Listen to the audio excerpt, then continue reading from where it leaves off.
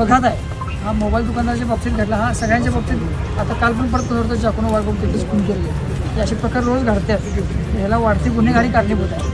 मी त्या दिवशी पण ग्रुपवर टाकलं होतं, आज पण सगळ्यांना सांगतोय आपण कुठल्याही कस्टमरबरोबर कुठल्याही प्रकारची वादावादी न करता नाही परवडलं आपल्याला तर आपण हात जोडून सांगा की बाबा आम्हाला काय परवडत नाही, तुला कुठे मिळते तिथे घे, विषय कट करा, वादावादी करू नका. एखाद्या दुकानदाराचं नुकसान झालं तर त्याची पूर्ण फॅमिली रस्त्यावरती अशी परिस्थिती निर्माण होते.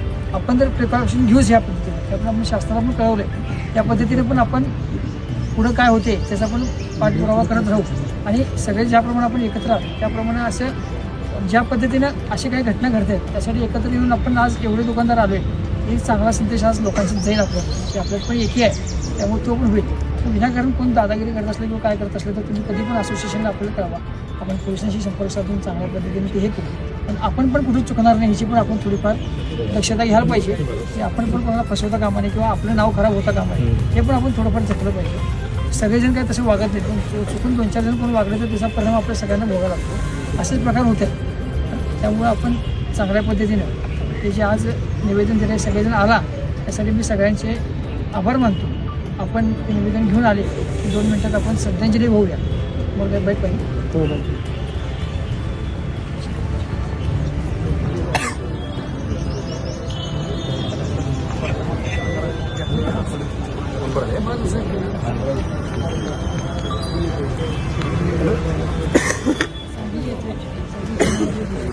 आता 22 वर्षीय युवकाचा स्क्रीन गार्डचा दर कमी करत नसल्याच्या कारणावरच्या वादातून निर्गुण खून करण्यात आला. या घटनेचा होलसेलर व रिटेलर मोबाईल असोसिएशन इचलकरंजीच्या माध्यमातून आम्ही तीव्र निषेध व्यक्त करतो. या बाबतीचं निवेदन आम्ही माननीय मुख्यमंत्र्यांना इचलकरंजीचे उपविभागीय अधिकारी शिव यांच्या माध्यमातून दिलेलं आहे आणि गुन्हेगारी प्रवृत्तीची जे संशयित ताब्यात घेतले ते गुन्हेगारी प्रवृत्तीचे आहेत आणि त्यांनी त्या कृष्णा घाटावर रील करून येऊन नंतर त्या रीलच्या नशेमध्ये कोयता आणि चाकू घेऊन त्या युवकाची हत्या केली.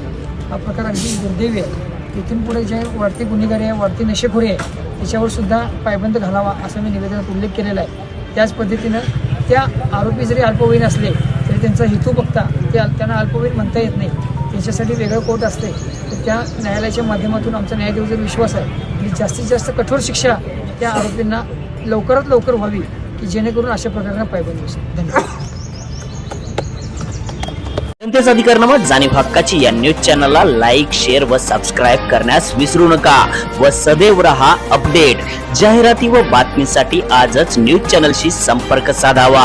80 87 820 897.